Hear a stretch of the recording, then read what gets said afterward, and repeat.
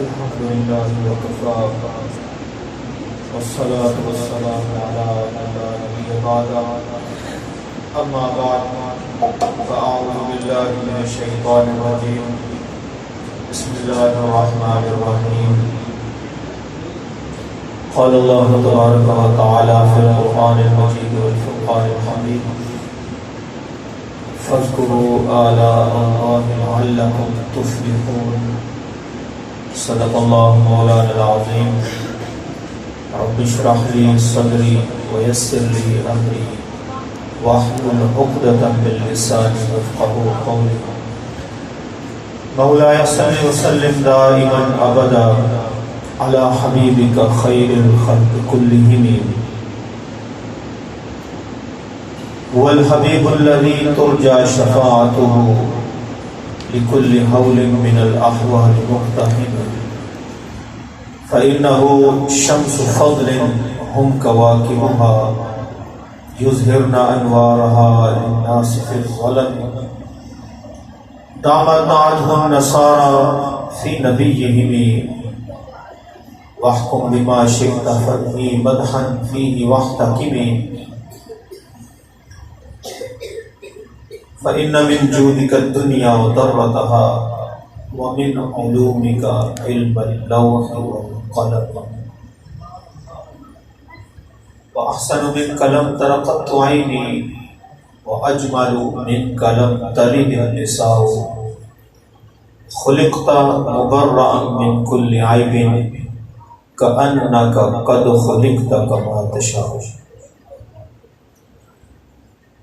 برادران محترم، اللہ وحدہ لا شریک کی حمد و ثنا کے بعد حضور حضور شافع یوم النشور حضور ختم المرسلین نبی الملاحم خاتم النبیین صلی اللہ علیہ وآلہ وبارک وسلم کی بارگاہ دربار میں ہدیہ عقیدت و محبت پیش کرنے کے بعد دعا ہے رب ذوالجلال ہم سب کا یہاں آنا، مل بیٹھنا، سرکار کے تذکرے سننا سنانا اپنی بارگاہ میں قبول و منظور فرمائے، آمین۔ سب سے پہلے وہ حضرات جو اپنے وقت میں سے چند گھڑیاں حضور کی محفل کے لیے نکال کر آئے تبریک کے مستحق ہیں، اور ان کے لیے یہ گھڑیاں جو گزار رہے ہیں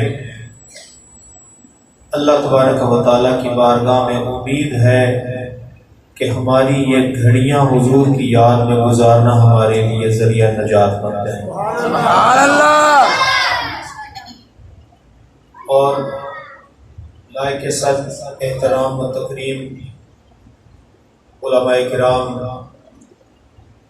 نعت خوانان حضرات، قرائے اعظام، ہماری مسجد کے امام صاحب حضرت علامہ مولانا ارشد چشتی صاحب اور دیگر انتظامیہ مسجد جنہوں نے یہ پیاری بزم سجائی ہے، سب قابل تبریک ہیں۔ عزیزان گرامی، اللہ وحدہ لا شریک کے لا ریب کلام سے ایک آیت مبارکہ تلاوت کی۔ اللہ وحدہ ارشاد فرماتے ہیں فاذکروا آلاء اللہ، اللہ کی نعمتوں کا ذکر کیا، اللہ کی نعمتوں کا ذکر کیا اللہ کی نعمتیں کیا ہیں؟ انسان اگر اپنے ارد گرد نظر دوڑائے تو ہر چیز ہی اللہ کی نعمت ہے، ہر چیز ہی اللہ کی عطا ہے۔ قرآن کہہ رہا ہے فاذکروا آلاء اللہ، تم اللہ کی نعمتوں کا ذکر کیا کرو، ان کو یاد کیا کرو، ان کا چرچا کیا کرو۔ یا اللہ اگر تیری نعمتوں کا ذکر کریں، ان کا چرچا کریں، تو اس کا نتیجہ کیا نکلے گا؟ رب کا قرآن کہتا ہے لعلکم تفلحون، اللہ کی نعمتوں کا ذکر تم کرو، رب تمہیں کامیابیاں عطا کرے۔ اب اللہ کی نعمتوں کا ذکر کرنے کا حکم دیا۔ اللہ کی نعمتیں بے شمار ہیں، اتنی ہے کہ خود قرآن پکار کر کہہ رہا ہے وَإِن تَعُدُّوا نِعْمَتَ اللَّهِ لَا تُحْصُوهَا، اگر تم رب کی نعمتوں کو صرف گننا چاہو تو گن نہیں پاؤ۔ سبحان اللہ۔ یہ اللہ بڑا عجیب معاملہ ہے، ایک طرف حکم دے رہا ہے کہ فَاذْكُرُوا آلَاءَ اللَّهِ، اللہ کی نعمتوں کو ذکر کرو، ان کا چرچا کرو، ان کا تذکرہ کرو، دوسری طرف خود ہی فرما رہا ہے کہ لا تعدوا نعمت اللہ وَإِن تَعُدُّوا نعمت اللہ لا تُحْصُوهَا، اگر تم اللہ کی نعمتوں کو گننا چاہو، صرف گننا چاہو، شمار کرنا چاہو، ذکر کرنا بعد میں آئے گا، ذکر کرنے میں اس کی فضیلت بھی بیان ہوگی، اس کا چرچا بھی ہوگا، اس کی ڈیٹیل بھی بیان ہوگی، صرف ناموں کو گننا چاہو لا تحصوها، تم رب کی نعمتوں کو گن نہیں پاؤ گے۔ یا اللہ پھر چرچا کیسے کریں، چرچا کیسے کریں، ذکر کیسے کریں؟ علماء کرام نے یہاں پر درمیانی راہ نکالی، فرماتے ہیں کہ اللہ کی کوئی ایک ایسی نعمت کا ذکر کر لو جو سب پر بھاری ہو، جو آل ان ون ہو، جس ایک نعمت کا ذکر ہی ساری نعمتوں کا ذکر بن کر۔ سبحان اللہ۔ ساری نعمتوں کا ذکر تو ہم کر نہیں سکتے، زندگیاں ختم ہو جائیں گی۔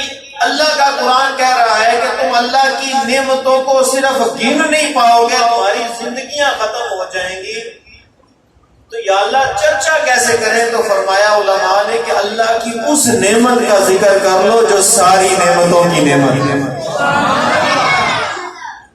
اب دیکھیں علماء کرام نے اس مسئلے کو بڑی آسان انداز سے سمجھایا ہے۔ میں بھی آج صرف یہ مسئلہ آپ کو سمجھانا چاہتا ہوں۔ ہم میلاد شریف کا تذکرہ کرتے ہیں، حضور کی آمد کا تذکرہ کرتا ہے، آمد مصطفیٰ مرحبا کے نعرے لگاتے ہیں، حضور کی آمد کی محفلیں بھی سجاتے ہیں۔ اس کا سبب کیا ہے؟ علماء کہتے ہیں کہ اللہ نے جو فرمایا نا فَاذْكُرُوا آلَاءَ اللَّهِ، اللہ کی نعمتوں کا ذکر کرو۔ اب بڑی نعمتوں کو دیکھ لیں، نعمتیں تو ساری ہیں، ہم سانس لیتے ہیں یہ بھی نعمت ہے، ہم دیکھ پاتے ہیں یہ بھی اللہ کی نعمت ہے، ہم بول پاتے ہیں یہ بھی بہت بڑی نعمت ہے، ہم چل پاتے ہیں یہ بھی بڑی نعمت ہے، ہم کھا پاتے ہیں یہ بھی نعمت ہے، اس کو ہضم کر پاتے ہیں یہ بھی نعمت ہے، ہم سانس لے پاتے ہیں، سونگھ سکتے ہیں، دیکھ سکتے ہیں، سن سکتے ہیں۔ اگر انسان اپنی باڈی کے اندر، اپنے جسم کے اندر ہی نعمتوں کو گننا شروع کر دے تو اس کی زندگی ختم ہو جائے، یہی پوری نہ ہوگی۔ ابھی جہان کی باقی نعمتیں باقی ہیں، تو فرمایا کہ اگر ان بڑی ساری نعمتوں کو دیکھا جائے تو انسان کا جسم ایک بہت بڑی نعمت ہے، ایک بہت بڑی نعمت ہے، کیونکہ یہ ساری نعمتیں دیکھنا، بولنا، چلنا، کھانا پینا، سانس لینا، یہ ساری اسی جسم سے جڑی ہوئی، ساری اسی جسم سے جڑی ہوئی ہے۔ تو فرمایا کہ اللہ تبارک و تعالیٰ نے جو ہمیں یہ نعمت دی ہے جسم کی، یہ بہت بڑی نعمت ہے، بہت بڑی نعمت ہے، ساری نعمتیں اس سے جڑی ہوئی ہے۔ تو کیا اس کا تذکرہ کرنا، اس کا ذکر کرنا یہ کافی ہو سکے گا؟ علماء کہتے ہیں سوال پھر یہاں پر یہ پیدا ہوتا ہے کہ جسم کس کے سبب سے، جسم کس کے سبب سے ملا ہے؟ تو اس کا سادہ سا جواب یہ ہے کہ ہمارا جسم ہمارے ماں باپ کے سبب سے، ماں باپ نہ ہوتے تو ہم کہاں سے ہوتے؟ اللہ نے ایک نظام بنایا، تو اسی لیے علماء کرام فرماتے ہیں کہ اگر انسان ساری زندگی اللہ کی بندگی میں گزار دے، اس کا ایک ایک سانس اللہ کے حضور سجدے میں گزر جائے، اللہ کی بندگی کا حق ادا نہیں، اسی طرح اگر انسان ساری زندگی اپنے ماں باپ کی خدمت میں گزار دے، ماں باپ کی خدمت کا حق ادا ہے، پھر اس کے وجود ہی اس کے ماں باپ کی دین ہے۔ سرکار دو عالم صلی اللہ علیہ وسلم چونکہ یہاں پر ہمارے محفل بعد میں اکثریت نوجوانوں اور بچوں کی ہے، تو میں ایک حدیث مبارکہ یہاں پر ذکر کرتا چلوں۔ یہ آج کا بہت بڑا مسئلہ ہے۔ اکثر والدین بچوں سے نالاں رہتے ہیں اور بچے اپنے ماں باپ سے شکوہ کرتے رہتے ہیں۔ سرکار دو عالم صلی اللہ علیہ وسلم کے پاس ایک صحابی رسول حاضر ہوئے، عرض کرنے لگے یا رسول اللہ صلی اللہ علیہ وسلم، میرے والد مجھ سے مال کا مطالبہ کرتے ہیں اور وہ مال انہوں نے دیا، انہوں نے میری مدد اس میں کوئی نہیں کی، میں نے اپنی محنت سے کمایا ہے، میری خون پسینے کی کمائی ہے، اس کے اندر میرے والد کا کوئی کردار نہیں ہے، کوئی انہوں نے ہیلپ نہیں کی، کوئی انہوں نے انویسٹمنٹ نہیں کی، میرے کوئی مدد نہیں کی، میں نے اپنی مدد آپ کے تحت یہ سارا مال کمایا۔ اب میرے والد مجھ سے مطالبہ کرتے ہیں کہ مجھے وہ مال دو، یا رسول اللہ میرے لیے کیا حکم ہے؟ تو حضور صلی اللہ علیہ وسلم نے مسکرا کر پوچھا، تو کہتا ہے مال تیرا ہے، ذرا یہ تو بتا تو کس کا ہے؟ سبحان اللہ، تو کس کا ہے؟ فرمایا انت و مالک لیبیک، تو بھی تیرے باپ کا ہے، تیرا مال بھی تیرے باپ کا ہے۔ تو علماء فرماتے ہیں کہ اپنی ماں باپ کا ساری زندگی خدمت میں گزار دو اگر، تو کبھی بھی ماں باپ کا حق ادا نہیں ہو سکتا۔ اب ماں باپ کے صدقے سے اب سوال یہاں پر یہ پیدا ہو گیا، پھر ماں باپ کس کے سبب؟ وہ اپنے ماں باپ سے، وہ اپنے ماں باپ۔ تو یہ چلتے چلتے بات حضرت آدم علیہ السلام، اب سوال پیدا ہوا کہ حضرت آدم علیہ السلام کس کے سبب؟ ساری نعمتیں ایک نعمت دوسرے سے جڑی ہے، چلتے چلتے حضرت آدم علیہ السلام تک پہنچ گئے۔ حضرت آدم کس کے لیے؟ حضرت آدم علیہ السلام کو اللہ نے کس لیے پیدا کیا؟ تو او حدیث رسول، حدیث قدسی میں گئے، رب العالمین فرماتا ہے لولا کا لما خلقت آدم، محبوبہ اگر تجھے نہ بنانا ہوتا میں آدم کو بھی پیدا نہ کرتا۔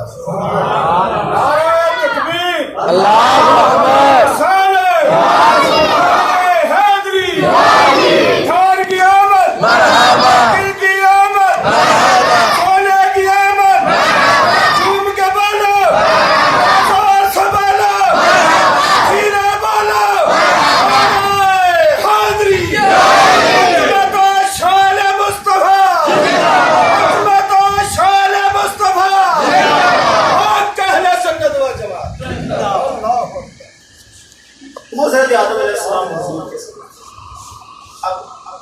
دنیا کی ساری چیزوں کو دیکھو، دنیا کی ایک ایک نعمت، یہ ساری دنیا اللہ تبارک و تعالیٰ نے کس کے لیے بنائی؟ یہ سارا مال اسباب کس کے لیے ہے؟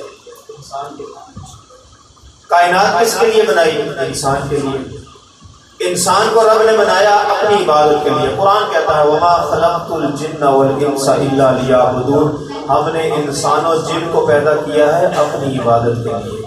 اور یہ ساری کائنات کس لیے پیدا کی؟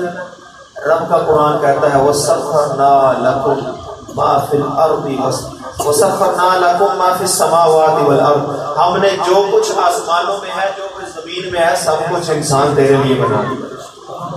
اگر انسان نہ ہوتا تو یہ دنیا بھی نہ ہوتی۔ تو یہ یاد رکھیں کہ جو چیز جس کے لیے بنائی جاتی ہے وہ قائم بھی اسی کی وجہ سے، جو جس کے لیے ہوتی ہے وہ بچتی بھی اسی کے ساتھ ہے۔ اور یہ تخلیق، یہ جو چیز بنائی جاتی ہے، اس کے اندر یہ یاد رکھیں کہ 4 چیزیں ہوتی ہیں کہ جس کی وجہ سے کوئی چیز بنتی ہے۔ 4 چیزیں، ہم میں سے 2 عام چیزیں یہ ہے کہ ایک وہ چیز کہ جس سے وہ چیز بنائی جائے گی، اور دوسرا اس کو بنانے والا۔ جیسے ایک گڑھا ہے، مٹی سے بنایا جاتا ہے، اب بڑا گڑھا مٹی سے خود نہیں بن جاتا، اس کو بنانے والا ہوتا ہے۔ تو اسی طرح انسان خود نہیں بن گیا، اس کو بنانے والے نے بنایا ہے، تو اس کو بنانے والے نے اس کے لیے جو کچھ بنایا ہے اس کی حیثیت اسی نے طے کی ہے۔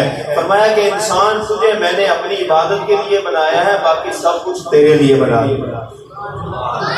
اب یہ ساری چیزیں انسان کو ملی، اور انسان جو ہے وہ چلتے چلتے حضرت آدم علیہ السلام تک لڑی چلتی گئی، تو سبب آخر جا کر کیا ہوا کہ سب کچھ حضور کے صدقے بنا۔ اعلیٰ حضرت کا قلم اٹھا، آپ فرماتے ہیں کہ زمین و زمان تمہارے لیے، یہ مکین و مکان تمہارے لیے، ہم آئے یہاں تمہارے لیے، اٹھے بھی وہاں تمہارے لیے۔ عزیزان گرامی، اب پتہ چلا کہ ہم کس نعمت کا ذکر کریں گے تو ساری نعمتوں کا ذکر ہو جائے۔ بات مسئلہ سمجھ میں آیا کہ کون سی نعمت ہے کہ جس کا ذکر کریں گے تو فاذکروا آلاء اللہ لعلکم تفلحون۔ کامیابی چاہیے، اگر تمہیں دنیا میں کامیابی چاہیے، آخرت کی کامیابی چاہیے تو اللہ کی نعمتوں کا ذکر کرو۔ سب نعمتوں کا ذکر نہیں ہو سکتا، ایک نعمت کا ذکر کر لو جو سب پہ بھاری ہو۔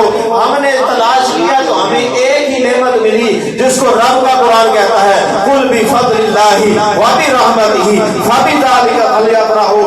آؤ تمہیں میں بتاتا ہوں وہ نعمت کون سی ہے جس کا تذکرہ کرو گے، جس کا ذکر کرو گے، جس کی آمد کے چرچے کرو گے، جس کی نعمت کا شکرانہ کرو گے، اللہ کی ساری نعمتوں کا ذکر ہو جائے گا، اللہ کی ساری نعمتوں کا تذکرہ ہو جائے گا، ساری نعمتوں کا شکرانہ ادا ہو جائے گا۔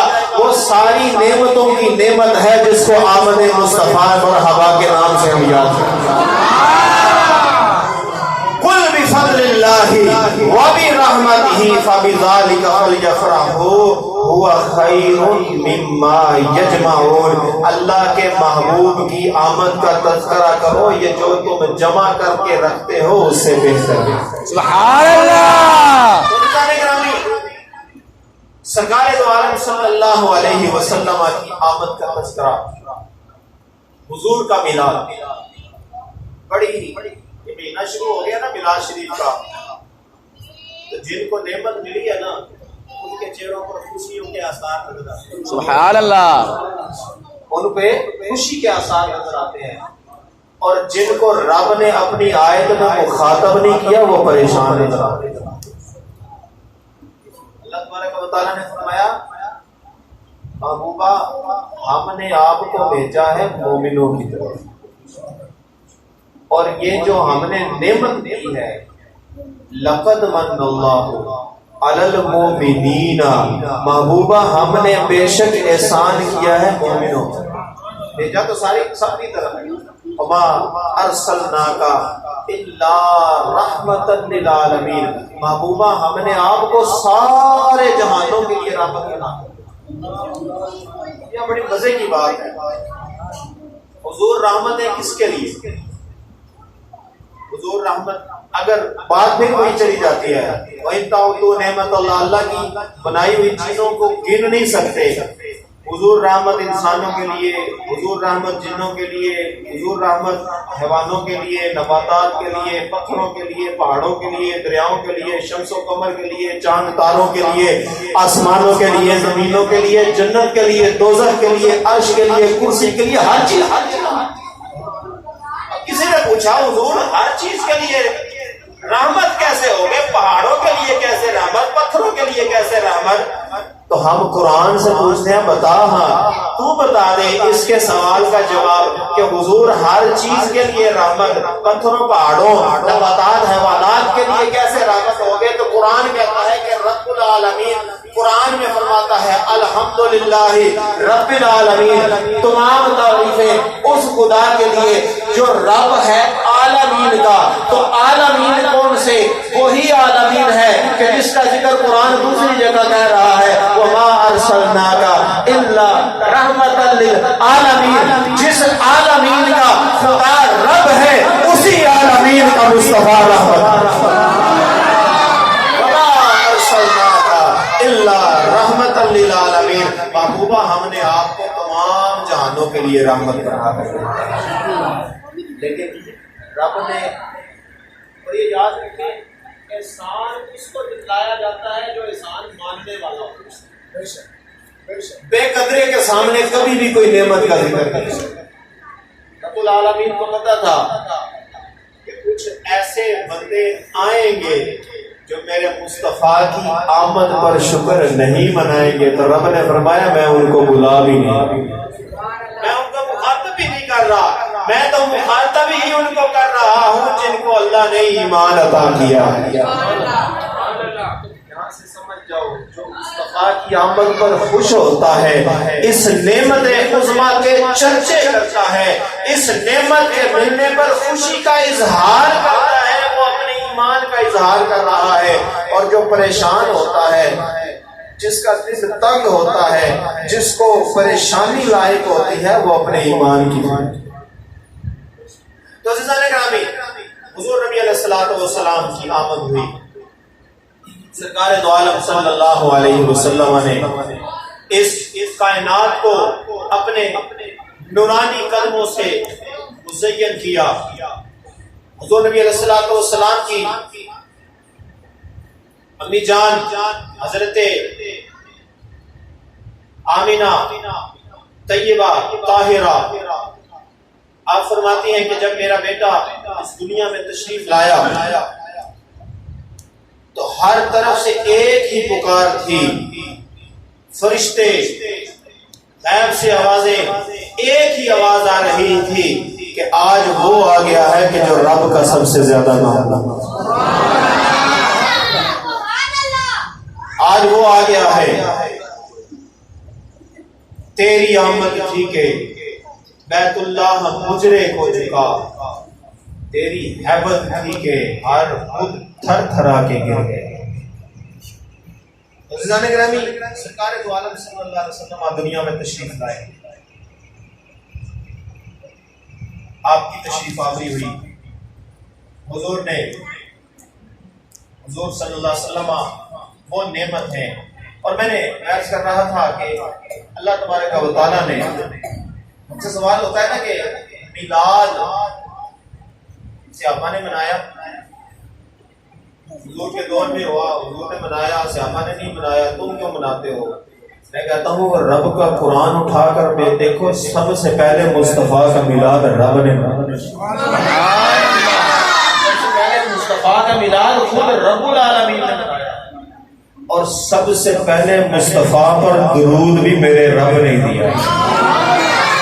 قرآن اٹھا کر دیکھو، قرآن کہتا ہے ان اللہ وملائکتہ یصلون علی النبی، بے شک اللہ اور اس کے فرشتے مصطفیٰ پر درود پڑھتے رہتے ہیں. سبحان اللہ. مصطفیٰ پر درود پڑھتے رہتے ہیں. مضارع کا سیغہ ہے، اور مضارع جو ہے وہ حال اور مستقبل دونوں پر لازم ہے. حال پریزنٹ اس پر بھی دلالت کرتا ہے، اور انڈیفینٹ مستقبل پر بھی دلالت کرتا ہے. تو حال یعنی اللہ، اگر کوئی جاننا چاہے نا کہ اللہ تبارک و تعالیٰ اس وقت کیا کر رہا ہوگا، تو دل کی کھڑکی ایمان کی کھول کر دیکھو تو ایک ہی نظارہ نظر آئے گا کہ رب مصطفیٰ پر درود پڑھ رہا. تو سب سے پہلے مصطفیٰ کا میلاد میرے رب نے منایا ہے. مجمع بھی اکٹھا کیا، خطاب بھی کیا، اور مصطفیٰ نے لنگر بھی بانٹا ہے. مصطفیٰ کی آمد پر رب نے لنگر بھی تقسیم کیا ہے، لائٹنگ بھی کی ہے، راستے بھی سجائے ہیں. یہ چاند تارے، یہ سورج قمر، یہ سارے جو اللہ نے کمکمے لگائے ہیں نا، یہ سارے مصطفیٰ کی آمد کے صدقے لگائے ہیں. کیونکہ مصطفیٰ کریم صلی اللہ علیہ وسلم نے ارشاد فرمایا کہ میرا رب فرماتا ہے محبوبہ لولا کا لما خلقت دنیا، محبوبہ اگر تجھے بنانا نہ ہوتا نا تو میں نے یہ دنیا بنا کر کیا کرتا. ضرورت ہی نہیں تھی مجھے، تو ضرورت ہی نہیں تھی، میں نے دنیا بنا کر کیا کر رہی. اب میلاد منانے سے ملتا کیا؟ یہ تو پتہ چل گیا نا کہ میلاد منانا یہ اللہ کی بھی سنت ہے، مصطفیٰ کریم صلی اللہ علیہ وسلم کی بھی سنت ہے، اور 1450 سال سے اب وہ کامیابی کیسے ملے گی؟ آؤ حدیث رسول سے ایک واقعہ آپ کو سناتا ہوں۔ مصطفیٰ کریم صلی اللہ علیہ وسلم نے ارشاد فرمایا قیامت کا روز ہوگا، اس دن میزان لگایا جائے گا، وہ میزان، وہ تکڑی، وہ ترازو، وہ عدالت کی کرسی، وہ ایسی عدالت ہوگی، ایسا میزان ہوگا کہ اس سے کوئی چیز چھپی نہیں رہے گی۔ عدالت کا ترازو لگایا جائے گا، نیکیاں برائیاں تولی جائیں گی۔ اللہ تبارک و تعالیٰ ایک اصول بنا دے گا کہ اے میرے فرشتوں نیکیاں برائیاں تولتے جاؤ، جس کی نیکیوں کا پلڑا بھاری ہو جائے اس کو جنت لے جاؤ، جس کی برائیوں کا پلڑا بھاری ہو جائے اس کو جہنم لے جاؤ۔ فرشتے کرتے رہیں گے۔ یہاں علماء کرام نے لکھا ہے کہ دو ایسے لوگ ہیں کہ جن کے لیے ترازو نہیں لگایا جائے گا، دو ایسے لوگ ہیں جن کے لیے ترازو نہیں لگایا جائے گا۔ ایک وہ خوش بخت ترین انسان کے جس کے پاس سوائے نیکیوں کے کچھ بھی نہیں، سبحان اللہ، اس کے نامہ اعمال میں گناہ ہے ہی نہیں، تو تولا کیا جائے؟ دو چیزوں کو تو تب تولا جاتا ہے جب دو چیزیں ہوں۔ جب اس کے نامہ اعمال میں گناہ ہے ہی کوئی نہیں تو اس کو تولا کس کے ساتھ جائے گا؟ تو فرمایا کہ اس نیک بخت انسان کے لیے ترازو نہیں لگایا جائے گا کہ جس کے پاس گناہ ہے ہی کوئی نہیں، اور دوسرا اس بدبخت کے لیے بھی ترازو نہیں لگایا جائے گا کہ جس کے پاس نیکی کوئی نہیں، اس کے پاس سوائے گناہوں کے کچھ نہیں ہوگا۔ اہل کفر ان کے لیے ترازو نہیں لگایا جائے گا، ختم نبوت کے منکروں کے لیے ترازو نہیں لگایا جائے گا۔ کیوں؟ کیونکہ ان کے اعمال، قرآن کہتا ہے ان کے اعمال کی مثال گرمی کے موسم میں ریتلے میدان میں نظر آنے والے اس سراب کی طرح ہے۔ دور سے تو پانی نظر آتا ہے، وہاں جاؤ تو وہاں کچھ بھی نہیں ہوگا، کیونکہ ان کے پاس ان کی نیکیاں، ان کے اعمال سارے، وہ اس کی کوئی حیثیت نہیں ہے، وہ ختم ہو جائیں گے۔ ترازو اس کے لیے لگایا جائے گا کہ جو مومن ہوگا، مصطفیٰ کا امتی ہوگا، مصطفیٰ پر درود پڑھنے والا ہوگا۔ سبحان اللہ۔ اب ترازو، حضور نے فرمایا ترازو لگ گیا، ایک بندے کے اعمال تولے گئے، گناہوں کا پلڑا بھاری ہو گیا، فرشتوں نے اس کو بیڑیاں ڈالی، پکڑے، لے گئے جہنم کی طرف، جہنم کی طرف لے کر جا رہے ہیں۔ میرے مصطفیٰ صلی اللہ علیہ وسلم کی نظر عنایت پڑ جائے گی، اور بعض روایتوں میں کہ حضرت آدم علیہ السلام دیکھیں گے اور وہ مصطفیٰ کریم کو پکار کر کہیں گے کہ محبوبہ اپنے امتی کی خبر لی۔ انبیاء حضور کو امتی کی سفارش کر رہے ہیں، محبوبہ اپنے امتی کی خبر لی۔ حضور صلی اللہ علیہ وسلم نے ارشاد فرمایا کہ میں فرشتوں کو روکوں گا، رک جاؤ، کدھر جا رہے ہو؟ عرض کریں گے یا رسول اللہ صلی اللہ علیہ وسلم، اللہ تبارک و تعالیٰ کا حکم ہے جس کے پاس گناہ زیادہ ہو اس کو جہنم میں ڈال دو، اس کے گناہ زیادہ تھے، ہم اس کو جہنم میں لے کر جا رہے ہیں، اللہ کا حکم ہے۔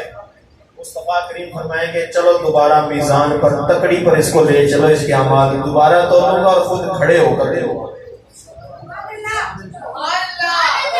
سوال ہے کیا فرشتوں کے متعلق کوئی سوچ سکتا ہے کہ انہوں نے ڈنڈی ماری ہو؟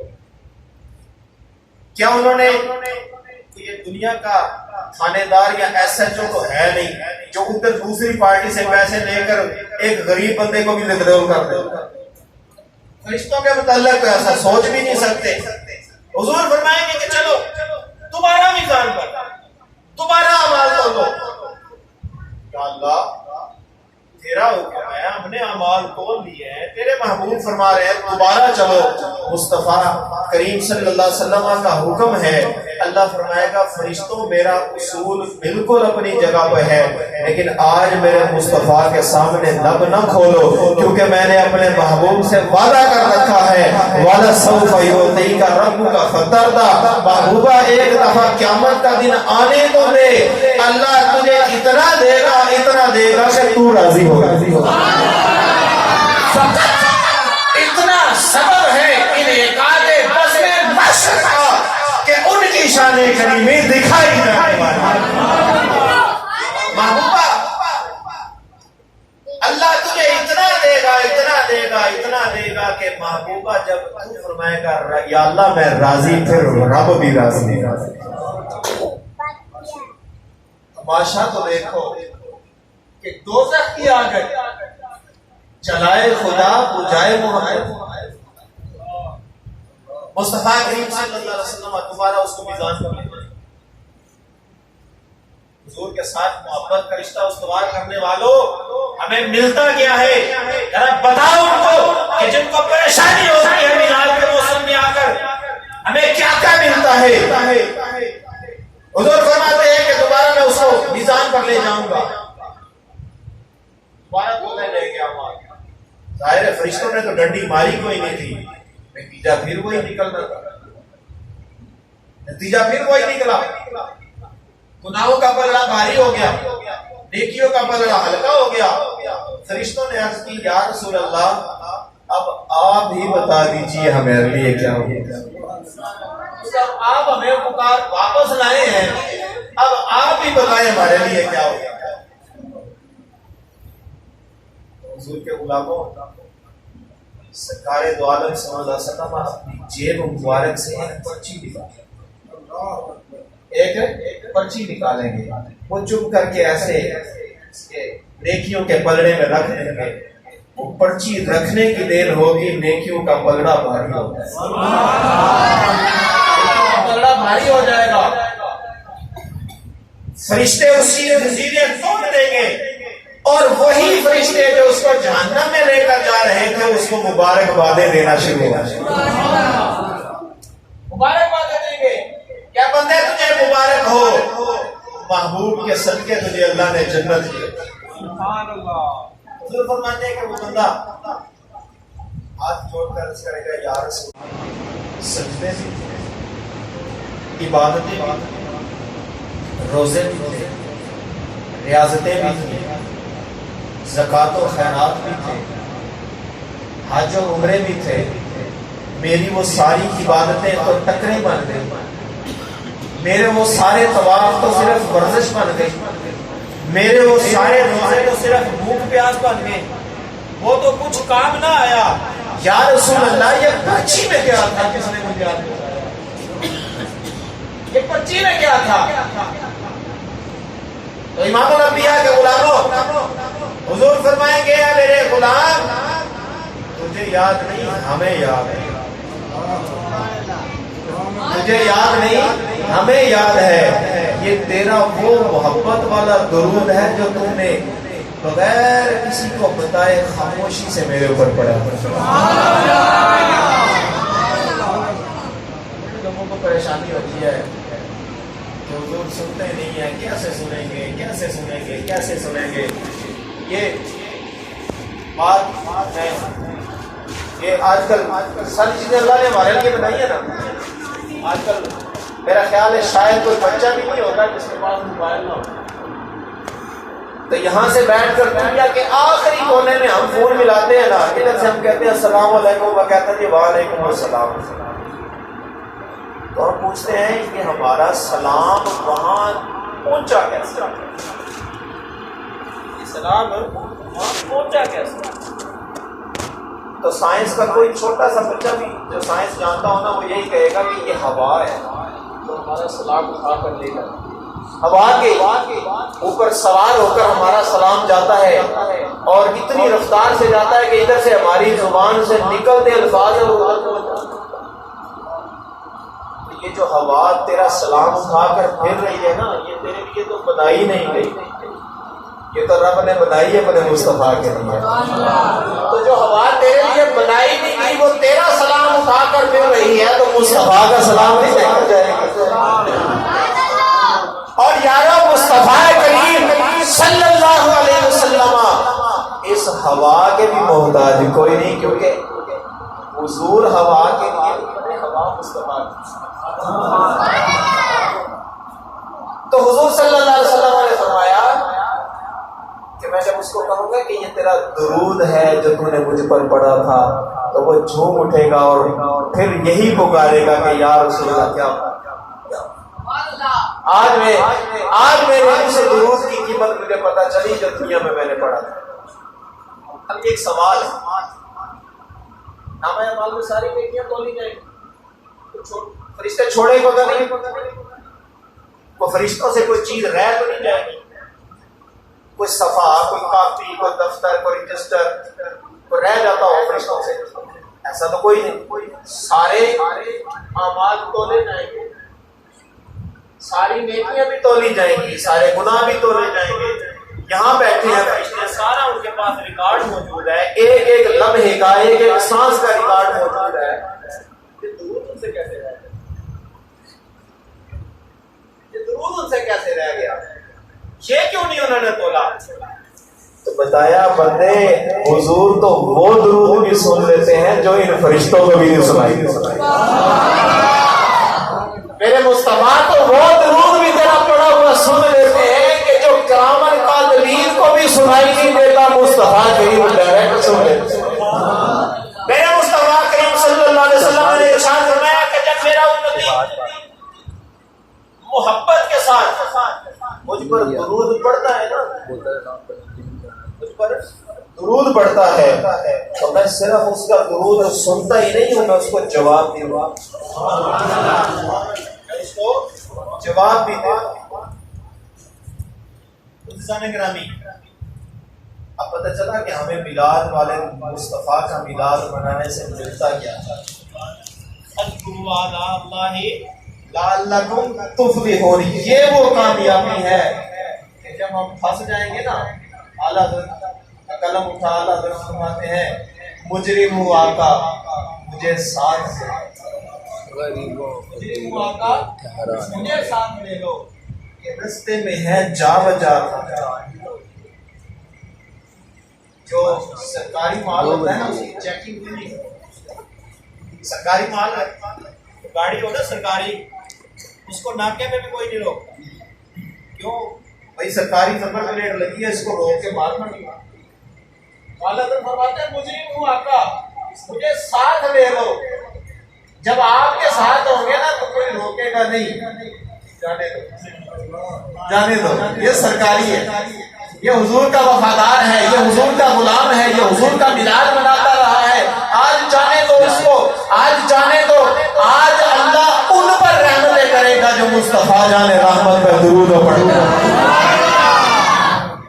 تو عزیزان گرامی، مصطفیٰ کریم صلی اللہ علیہ وسلم کا میلاد، ایک ہے حضور کا میلاد اور ایک ہے حضور آئے کس نے. حضور آئے کس نے؟ حضور صلی اللہ علیہ وسلم کا میلاد منانے والوں، ہم راستے میلاد کل انشاءاللہ 12 ربیع الاول ہے. اللہ تبارک و تعالی ہم سب کو اس 12 ربیع الاول کی اس گھڑی کو دیکھنے کی توفیق عطا فرمائے. آمین. راستے صاف کیے جاتے ہیں، راستوں کو صاف کیا جاتا ہے، راستوں کو سجایا جاتا ہے. کس لیے سجایا جاتا ہے؟ ہماری حضور کے لیے. ہم نے جلوس لے کر جانا ہے، ہم نے وہاں سے ریلی لے کر گزرنا ہے. راستوں کو صاف کیا جاتا ہے، راستوں کو خالی کیا جاتا ہے، تکلیف دہ چیزوں کو ہٹایا جاتا ہے. اگر کوئی گندگی ہے تو اس کو ہٹایا جاتا ہے، راستوں کو دھویا جاتا ہے، صاف کیا جاتا ہے. ہم نے گزرنا ہے، ہماری ضرورت ہے. ہم نے ان راستوں کو تو صاف کر لیا جہاں سے ہم نے گزرنا ہے، لیکن اس دل کو صاف نہ کیا جہاں مصطفیٰ نے آنا ہے. ہم نے اس کردار کو صاف نہ کیا جہاں مصطفیٰ نے آنا ہے. ہم نے اس گھر کو صاف نہ کیا جہاں مصطفیٰ نے آ کر یہی میلاد کا پیغام ہے کہ اپنے دل کو صاف کرو، جو دل مصطفیٰ کی جو ہے وہ آمد کا۔ ہم نے راستوں کو تو صاف کر دیا، ہم نے راستوں میں 60 گز کپڑا لگا دیا، لیکن اپنے گھر میں توجہ نہیں کی، ہماری بیٹیوں کے سروں سے دوپٹہ۔ ہم نے اپنی جیب سے مصطفیٰ کی آمد پر جھنڈیاں تو لگا دی، کپڑے کے بیلے بھی لگا دیے، لیکن اپنے بچوں کے سکڑتے ہوئے، اپنی بیٹیوں کے سکڑتے ہوئے کپڑوں کا ہم نے نہیں دیا۔ اس کی طرف توجہ کرنے کی ضرورت ہے۔ یہی میلاد کا پیغام ہے کہ مصطفیٰ کریم صلی اللہ علیہ وسلم نے ہمیں جو دین دیا ہے، اس دین کو اپنے گھر میں نافذ کریں، اور مصطفیٰ کریم صلی اللہ علیہ وسلم کے ساتھ ایسا تعلق جوڑے، ایسا رشتہ جوڑے کہ دنیا کی کوئی لالچ، دنیا کی کوئی ڈر، کوئی خوف، کوئی دھمکی ہمیں وہ تعلق ٹوٹنے نہ دے۔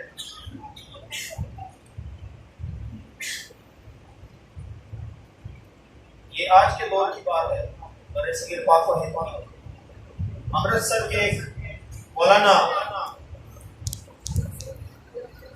عبدالحق اسماعیل حقی گزرے، وہ فرماتے ہیں کہ میں مدینہ شریف حاضر ہوا، تو وہاں پر جب میں کھانے کے لیے باہر جاتا نا تو ایک بلی میرے پاس آ کر بیٹھا۔ آج بھی گھروں میں اس نے جانور رکھا ہو نا، مرغیاں رکھی ہیں، کوئی جانور رکھا ہے، جو پالتو جانور ہوتے ہیں، جب انسان کھانے کے لیے بیٹھتا ہے نا تو وہ پاس آ کر بیٹھتا ہے اس امید پہ کہ ہمیں بھی کچھ مل جائے گا۔ تو فرماتے ہیں کہ وہ بلی میرے پاس آ کر بیٹھا، میں حضور کے ساتھ تعلق کی بات کرنے لگا، آپ کو مثال دینے لگا۔ فرماتے ہیں کہ بلی میرے پاس آ کر بیٹھا، میں نے کہا یہ حضور کے شہر کی بلی ہے، تو میں خود کھانا بعد میں کھاتا، پہلے اس کی خدمت۔ اب فرماتے ہیں کہ وہ بلی میں روز جاتا، روز میرے پاس آ کر بیٹھ جاتے ہیں، وہ بلی میرے ساتھ بڑی مانوس ہو گئی، میرے پاس آ کر بیٹھ جاتی ہے، اس سے خوف نہیں کھاتی تھی، ڈر نہیں لگتا تھا اس کو، بڑی مانوس ہو گئی۔ تو فرماتے ہیں کہ 3 دن رہ کے میرے مدینہ شریف گئے، اس کے بعد میں نے واپسی کا سفر شروع کر دیا۔ فرماتے ہیں میں بیٹھا نہ، تو جب وہ بلی آئی تو میں ساتھ اس کے لیے جیسے حسب معمول کھانا تیار کرنا شروع کیا اس کی خدمت کرنے کے لیے، تو میرے دل میں خیال آیا کہ یہ بلی میرے ساتھ بڑی مانوس ہو گئی۔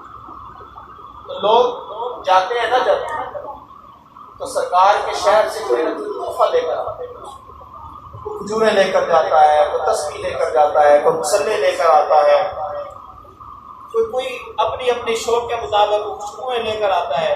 تو فرماتے ہیں کہ میرے دل میں خیال آیا کیوں نہ میں اپنے ساتھ حضور کے شہر اس بلی کو تحفے کے طور پر، سبحان اللہ، یہ بہت بڑا تحفہ ہے، حضور کے شہر میں رہنے والی بلی ہے، تو میں اس کو اپنے ساتھ لے جاؤں، میرے ساتھ مانوس بھی بڑی ہو گئی ہے۔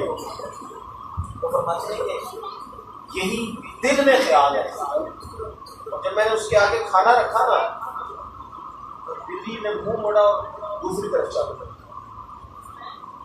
میں بڑا پریشان ہو گیا، سمجھ نہیں آئی۔ کہتے ہیں میرا معمول تھا کہ میں کھانا کھانے کے بعد نماز مسجد نبوی میں پڑھتا، اس کے بعد روزہ رسول پر سنہری جالیوں کے سامنے کھڑے ہو کر حاضری دے کر پھر باہر جاتا۔ فرماتے ہیں جب میں حاضری دینے کے لیے گیا تو میں نے دیکھا کہ حضور کے روزہ کے ساتھ جالیوں کے ساتھ لگ کر بیٹھ گیا، ایسے سر جوڑا ہوا ہے حضور کی جالیوں کے ساتھ، اور بالکل خاموشی سے بیٹھے۔ فرماتے ہیں کہ مجھے پھر بھی سمجھ نہیں آیا۔ اگلے دن میں کھانے پہ گیا، بلی نہیں آئی۔ جب دوبارہ روزہ رسول پر حاضری کی تو بلی بڑی اسی طرح بیٹھی۔ فرماتے ہیں مجھے پھر بھی بات سمجھ نہیں آئی، میرے ذہن میں یہ خیال آیا اچھا یہ بیٹی کا پکا ٹھکانا یہ یہاں رہتی ہے، یہ تو اور اچھی بات ہے، یہ حضور کے روزے کے ساتھ بیٹھنے والی بیٹی ہے۔ تو کل میں جب آخری دن ہے اور میں نے جانا ہے تو کہتے ہیں میں نے وہاں سے ایک پنجرا بھی لے لیا، بڑا اچھا سا اس میں ڈال کر اس کو لے کر جاؤں گا.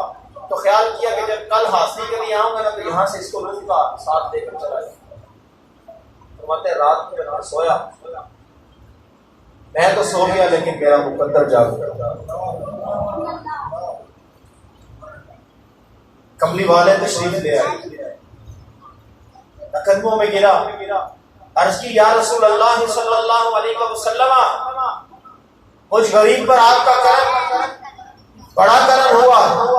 فرماتے ہیں حضور نے فرمایا کہ تو اس قابل نہیں تھا کہ میں تجھے ملنے کے لیے ہوں, لیکن اس بلی کی آہ و زاری نے مجھے تجھے ملنے پر. اس بلی نے 2 دن سے وہ میرے روزے پر بیٹھی ہے اور رو کر عرض کر رہی ہے یا رسول اللہ بھوکھی رہ لوں گی, اپنے شہر سے مجھے نکل جانا, اپنے دیار سے مجھے باہر نہ جانے دے, میں بھوکی رہ لوں گی, مجھے کوئی کھانا نہ دے, میں ایسے ہی آپ کے روزے پر بیٹھی رہوں گی. یا رسول اللہ مجھے اپنے سے جدا نہ. فرمایا کہ اس بلی کو ہاتھ بھی نہ لگانا, وہ میرے ساتھ بڑا پیار کرتا ہے. جو مصطفیٰ ایک بلی کی فریاد کو بھی سننے آ جائے, وہ غلاموں کی فریاد پر, وہ غلاموں کے دکھ درد کو بانٹنے کے لیے نہیں آئیں گے.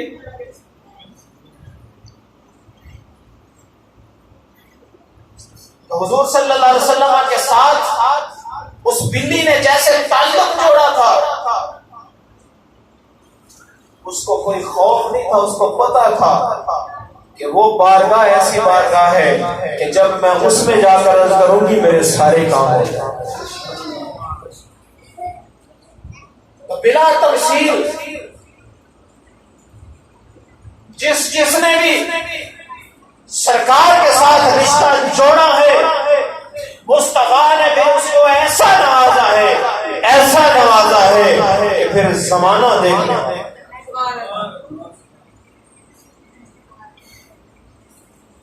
وہ ویل چیئر پر بیٹھنے والا مرد کلندر جس نے مصطفیٰ کے ساتھ اپنا رشتہ جوڑا, اس کو سنبھالنے کے نہ کوئی لالچ, نہ کوئی خوف, نہ کوئی ڈر اس کے پائے استقلال میں تسلسل پیدا نہ کر سکا, اس کو اپنے مشن سے ہٹا نہ سکا, مصطفیٰ کے ساتھ اس کے تعلق کو, اس کی تار کو توڑ نہ سکا. آگ کے گولے برستے رہے, شیل چلتے رہے, گولیاں چلتی رہی, وہ پردے کلندر سینہ چاک کر کر کہتا رہا ستمگر ادھر آ, ہنر آزمائے تم تیر آزما ہم جگر. اور شیر کو بھی لاتا نہیں خطرے میں کتا تیرا. وہ پردے کلندر جب اس کو مصطفیٰ نے نوازا نا, مصطفیٰ نے جب نوازا تو پھر دیکھا دنیا نے کہ جب اس کا اس دنیا سے رخصت کا وقت آیا, رب نے پوری دنیا کو اس کے جنازے خریدنے میں. سبحان اللہ. پھر تاریخ نے دیکھا کہ تاریخ میں اتنا بڑا جنازہ کسی دوسرے کا نہیں ہوا. ملک ممتاز حسین قادری رحمۃ اللہ علیہ کا جنازہ جب ہوا نا, تو آپ اکثر فرمایا کرتے تھے کہ ممتاز کا ریکارڈ اگر کوئی توڑے گا تو وہ محمد علی کا کوئی غلام ہی ہوگا. اور 3 دن قبلہ امیر المجاہدین کا جنازہ موجود رہا, زیارت کے لیے لوگ آتے رہے. وہ جو مصطفیٰ کے ساتھ ہمسری کا دعویٰ کرنے والے, قل انما انا بشر مثلکم کی آیتیں پڑھ کر لوگوں کو دھوکہ دینے والے, مصطفیٰ کے ساتھ برابری کا دعویٰ کرنے والوں, مصطفیٰ کی برابری تم پاک میں کرنے کا دعویٰ کرنا, پہلے مصطفیٰ کے خالق کی برابری کرنے کا رکھو اپنے جنازے 3 دن, پتہ چل جائے گا وہ کیسے آتا ہے. جب بھی کوئی مرتا ہے، کوئی بھی مرتا ہے، نیک ہو، بد ہو، صالح ہو، دنیا دار ہو، عالم ہو، عام آدمی ہو، اس کا جہاں سے جبڑا باندھ دیا جاتا ہے، منہ کھولنا چاہیے، ناک میں روئی ڈال دی جاتی ہے، کانوں میں روئی ڈال دی جاتی ہے، منہ میں روئی ڈال دی جاتی ہے، کہیں کوئی رطوبت باہر نہ نکل آئے۔ میرے امیر المجاہدین کی ذرا دیکھو تو صحیح شان، 3 دن جنازہ رہا، نہ منہ باندھا گیا، نہ روئی رکھی گئی، اور 3 دن کے بعد جب جنازہ اٹھا تو نور چہروں پہ اور آنکھوں میں اجالے ہوں گے، مصطفیٰ والوں کے انداز ہی نرالے۔ اور یہ شان ہے خدمتگاروں کی، یہ شان ہے خدمتگاروں کی، اس سرکار کا۔ تو مصطفیٰ کریم کے غلاموں، مصطفیٰ کے ساتھ اپنا دامن وابستہ کر لو، اپنا رشتہ چھوڑ دو، دنیا داروں کے نعرے لگانا چھوڑ کر ایک مصطفیٰ کے نعرے لگانا شروع کرو۔ یہ دنیا دار تمہیں کچھ نہیں دے سکیں گے، کون دیتا ہے؟ دینے کو منہ چاہیے، اور دینے والا ہے سچا ہمارا۔ کہاں پھر بھٹکتے پھرتے ہو؟ یوں ہی بھٹکتے رہو گے، ان کے در پر آ پڑو، یوں ہی بھٹکتے رہو گے، ان کے در پہ آ پڑو۔ مصطفیٰ کریم کے غلاموں، اگر کامیابی چاہیے تو وہ ایک ہی در ہے، اگر بخشش چاہیے تو ایک ہی در ہے، اگر دنیا کی کوئی کامیابی چاہیے تو ایک ہی در ہے، اگر آخرت کی کامیابی چاہیے تو ایک ہی در ہے۔ آؤ در مصطفیٰ پہ، آؤ وہاں پہ پڑے رہو، وہاں ہر چیز ملے گی۔ کون دیتا ہے؟ دینے کو منہ چاہیے، دینے والا ہے سچا ہمارا نبی۔ اور بھر کے چولی میری سرکار نے مسکرا کر کہا کچھ چاہیے۔ سبحان اللہ۔ مصطفیٰ کریم کے غلاموں، یہ تو وہ در ہے، یہ سرکار کا در ہے، در شاہاں تو نہیں۔ آج لوگ پیمانے لے کر بیٹھے، مصطفیٰ کے پاس یہ نہیں، وہ نہیں، فلان۔ حضور کے غلاموں، اللہ نے مصطفیٰ کے صدقے ہم کو جو نعمتیں دی ہیں وہ کتنی نہیں جاتی، رب نے مصطفیٰ کو کتنی دی، رب نے مصطفیٰ کو کتنی نعمتیں دی ہوں گی۔ اور 2 جہاں کے خزانے جن کے ہاتھ میں، وہ دنیا سے خالی ہاتھ اور بالکل فقیری کی زندگی گزار کے اس لیے کہ ہمیں درس دیا کہ دنیا کا مال ادھر ہی رہنا ہے، میں تمہیں اپنی شریعت دے کر جا رہا ہوں، اپنا علم دے کر۔ مصطفیٰ کریم کے غلاموں، حضور کے ساتھ اپنا تعلق چھوڑ دو دنیا داروں کے نعرے، ایک آقا کا نعرہ لگاؤ۔ اور کل 12 ربیع الاول کے دن یہ تجدید عہد کریں کہ ساری رشتہ داریاں، سارے تعلق اپنی جگہ، لیکن ہمارے لیے سب سے بڑا تعلق مصطفیٰ کا رہا۔ کیوں؟ کیونکہ میرے مصطفیٰ نے فرمایا لا یؤمن احدکم، تم میں سے کوئی بندہ اس وقت تک مومن ہو ہی نہیں سکتا حتی اکون احب الیہ من والدہ وولدہ والناس، سب سے زیادہ، اپنے اولاد سے زیادہ، اپنے ماں باپ سے زیادہ، سارے رشتہ داریوں سے زیادہ، برادری سے زیادہ، پوری دنیا سے زیادہ، جب تک مصطفیٰ سے پیار نہ ہو ایمان ہی نہیں ہوتا۔ نعرہ تکبیر، اللہ اکبر، نعرہ رسالت، نعرہ حیدری، عظمت و شان مصطفیٰ، تاجدار ختم نبوت، زندہ باد زندہ باد۔ اور ہم سے پوچھتے ہو کہ صحابہ نے میلاد منایا؟ صحابہ نے جیسا میلاد منایا ہے نا، ویسا میلاد آج کسی کے مائی کے لال کی جرت نہیں ہو منا سکتا۔ صحابہ اکرام انہوں نے اگر ان کے راستے میں اپنے اپنی اولاد آئی، انہوں نے سر اتار دیا، کہا حضور آ گئے۔ اگر باپ سامنے کھڑا ہوا، سر اتار دیا، کہا تمہیں پتہ نہیں حضور آ گئے۔ کیسر و کسریٰ کے تخت کو رونق ڈالا، ان کو کہا تمہیں پتہ نہیں حضور آ گئے۔ کیسا میلاد حضور کے غلاموں نے منایا، ویسے کوئی بنا کے دکھایا۔ جنہوں نے کیسر و کسریٰ کے تخت پر حضور کے جھنڈے گاڑ دیے ہوں، انہوں نے گلیوں کے اندر صرف جھنڈیاں نہیں لگائی۔ جنہوں نے روما کی تخت کو الٹ کر رکھ دیا، وہاں پر مصطفیٰ کے جھنڈے گاڑ دیے، ان کے لیے تم ابھی چھوٹی چھوٹی جھنڈیاں ڈھونڈ رہے ہو۔ جنہوں نے اپنا سارا مال حضور کے قدموں میں ڈھیر کر دیا، تم صرف ڈھونڈ رہے ہو دلیلیں کہ انہوں نے چاولوں کی دیگ پکائی کہ نہیں۔ اور میرے مصطفیٰ کی آمد پر میرے رب نے جو لنگر تقسیم کیا اس کی تو کیا ہی بات۔ ہر بندہ اپنی استطاعت کے مطابق تقسیم کرتا ہے نا۔ کسی کو مٹھائی کی تقسیم کی توفیق ہوتی ہے، کوئی مٹھائی بانٹتا ہے، کوئی دیگیں پکا لیتا ہے، کوئی پیسے بھی تقسیم کرتا ہے۔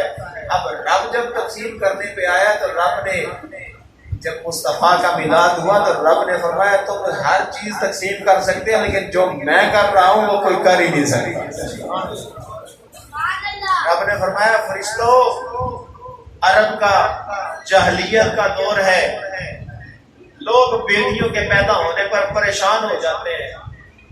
وَإِذَا بُشِّرَ أَحَدُهُم بِالْأُنثىٰ ظَلَّ وَجْهُهُ مُسْوَدًّا وَهُوَ كَظِيمٌ يَتَوَارَىٰ مِنَ الْقَوْمِ،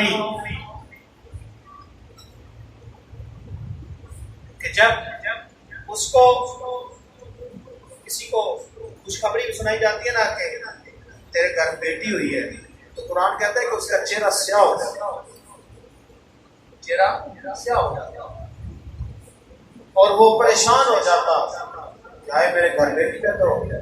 یتوارا من القوم، قوم سے ایسے منہ چھپا کر پھرتا۔ ایمسکو علی ہون ام یدسہ فی التراب، کیا اب میں غیرت بن کے اس کو زندہ رکھوں یا اس کو میں مٹی میں دفن کر دوں؟ وہ قوم سے منہ چھپاتا پھرتا۔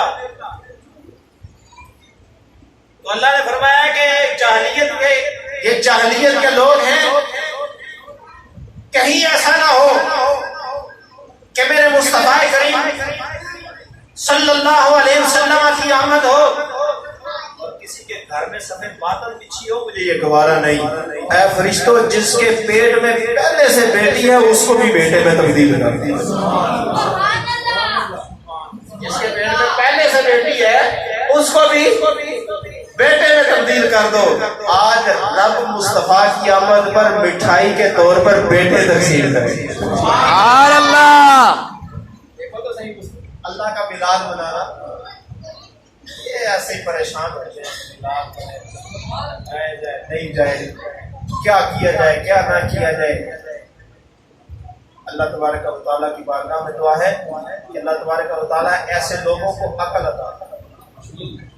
اعلیٰ حضرت آپ نے ایسے لوگوں کے لیے ایک ہی جملہ ارشاد کیا، آپ فرماتے ہیں کہ یہ ان کا قصور نہیں ہے، یہ ان کا قصور نہیں ہے، عقل ہوتی تو نہ خدا سے عقل ہوتی تو نہ خدا سے لڑائی کرتے، یہ کٹائیں خدا کو ہے بڑا بڑا۔ سبحان اللہ۔ اور اقبال کہتا ہے کہ محمد سے وفات ہو تو ہم تیرے ہیں، اور یہ جہاں جو ہو قلم دنیا کی صرف نہیں، اللہ دونوں خزانوں کی، دونوں جہاں کے خزانوں کی چابیاں اس بندے کے بھی ہاتھ میں دے دیتا ہے جو مصطفیٰ کا ہوگا۔ کی محمد سے وفات ہونے تو ہم تیرے ہیں۔ گرامی، آج ضرورت اس بات کی ہے کہ ہم مصطفیٰ کریم کے دین کے علم کو ایسے بلند کر کے رکھیں، ایسے بلند کر کے رکھیں۔ آج ہماری کمزوری، ہمارا مصطفیٰ کریم سے تعلق کا کمزور ہونا، اس کا نتیجہ یہ نکل رہا ہے کہ دین دشمن، اللہ اور اس کے رسول کے دین کے باغی اللہ اور اس کے رسول کے دین کے دشمن، شریعت کے دشمن ہمارے سر پر کھڑے ہو کر ناچ رہے ہیں اور ایسے ایسے قانون لا رہے ہیں کہ جن کو بیان کرتے ہوئے بھی زبان لرز ہو،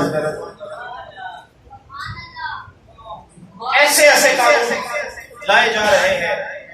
حضور کے دین کے ساتھ مذاق کیا جا رہا ہے، حضور کی ناموس کے ساتھ کھلواڑ کیا جاتا ہے، کبھی ختم نبوت پر حملہ کیا جاتا ہے، کبھی ناموس رسالت پر حملہ کیا جاتا ہے، کبھی دین کی اساس کو چھیڑا جاتا ہے، کبھی دین کے اصولوں کو چھیڑا جاتا ہے۔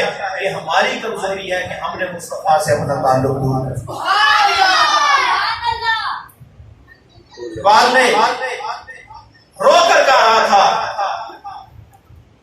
کہ 10 سے قرآن اگر ہم نے نہ بلایا ہوتا پھر یہ زمانہ آج ضرورت اس بات کی ہے کہ ہم دوبارہ سے وہی جذبہ فاروقی لے کر پھر سے میدان میں نکلے۔ کیوں؟ اقبال کہتا ہے کہ وہ سوچتے زمانے میں، کیونکہ ان کے ہاتھ میں وہ علم مصطفی تھا، نظام مصطفیٰ کا علم اٹھا کر نکلے تھے۔ پھٹے پرانے کپڑے، زنگ لگی ہوئی تلواریں، دندانے پڑی ہوئی تلواروں کے ساتھ، پھٹے اماموں کے ساتھ کیسر و کسرا کے دربار میں پہنچ گئے۔ ان لوگوں نے دیکھ کر مذاق اڑایا، انہوں نے کہا تم اس حال میں تم کیسے کسرا کو ختم کرو گے؟ انہوں نے کہا تم میدان لگا کر تو دیکھو، تمہیں پتہ چل جائے گا محمد عربی کے شہری، پتہ چل جائے گا کہ محمد عربی کے شیر جب میدان میں اترتے ہیں تو پھر ان کے ہاتھ میں اگر لکڑی بھی دے دی جائے تو وہ بھی تلوار کو کاٹ کر رکھیں۔ لیکن ایمان وہ ہونا چاہیے جو مصطفیٰ کریم کے صحابہ کا ایمان۔ فَإِنْ آمَنُوا بِمِثْلِ مَا آمَنْتُمْ، اگرچہ یہ آیت مبارکہ کا شان نزول منافقین کے متعلق ہے کہ اگر محبوبہ یہ اس طرح ایمان لے آئے جس طرح تیرے غلاموں نے ایمان لایا ہے تو پھر یہ ہدایت پائیں گے۔ اگر یہ یوں ہی پھرتے رہے نا ادھر ادھر کی باتیں کرتے ہوئے پھر ان کو ہدایت نہیں ملنی۔ لیکن قرآن قیامت تک کے لیے ہے فَإِنْ آمَنُوا بِمِثْلِ مَا آمَنْتُمْ، اگر آج ہم بھی اسی طرح ایمان لائیں گے جس طرح میرے مصطفیٰ کے غلاموں نے ایمان لایا، مصطفیٰ کے صحابہ کا ایمان تھا، تو پھر ہی ہمیں ہدایت بھی ملے گی، کامیابی۔ میلاد مصطفیٰ ہوا صرف گلیاں نہیں چمکمائی، صرف گلیاں نہیں روشن ہوئی، مصطفیٰ کریم کی آمد سے تخت بھی چمکایا، نظام بھی چمکایا تھا۔ والذی ارسل رسولہ بالہدی ودین الحق لیظہرہ علی الدین کلہ، رب نے مصطفیٰ کو صرف اس لیے نہیں بھیجا کہ ہم صرف یہ کہیں کہ غلامی رسول نبوت بھی قبول ہے، جب ہو نہ عشق مصطفیٰ تو زندگی فضول ہے، بس 12 ربیع الاول کے دن نہا دھو کے نئے کپڑے پہن کر 2 گھنٹے کے لیے ہم جلوس میں شامل ہو گئے، ہم نے حق ادا کر دیا۔ فرمایا نہیں، اللہ نے اپنے محبوب کو اس لیے بھیجا ہے کہ اس کا نظام سارے نظاموں پر غالب ہے۔ کون بات کرتا ہے؟ ڈر لگتا ہے، سب کو ڈر لگتا ہے، اور وہ جو آ کر علماء کو منع کرنے والے ہوتے ہیں، بعض لوگ کہتے ہیں ہم بھی بڑے عاشق رسول ہیں، ہم بھی میلاد مناتے ہیں، ہم بھی جی بڑے عاشق رسول ہیں۔ وہ تو عبداللہ بن ابی حضور کے پیچھے نماز پڑھتے ہیں، پہلی صف میں کھڑے ہوئے، لیکن جب وقت آیا جہاد کا تو 1.5 میل جاتے، پتہ تب چلتا ہے جب میدان سجا۔ عزیزان گرامی، میری گزارش یہ ہے کہ آج یہ عہد کر کے جائیں کہ ساری دوستیاں یاریاں اپنی جگہ، ہم حضور کے نظام کے لیے کوشش کریں گے انشاءاللہ۔ ہم نبی علیہ الصلوۃ والسلام کے نظام کو، یہ ملک حاصل بھی حضور کے لیے ہوا، یہ حضور کے صدقے سے حاصل ہوا، اس ملک کے اندر ہم حضور کے نظام کو تخت پہ لانے کے لیے سارے کوشش کریں گے. اللہ تبارک و تعالیٰ آپ سب کا حامی و ناصر ہو. اللہ تبارک و تعالیٰ کی بارگاہ میں دعا ہے کہ اللہ وحدہ لا شریک اس ملک کے ماتھے کا جھومر نظام مصطفیٰ کو بنا دے. وآخر دعوانا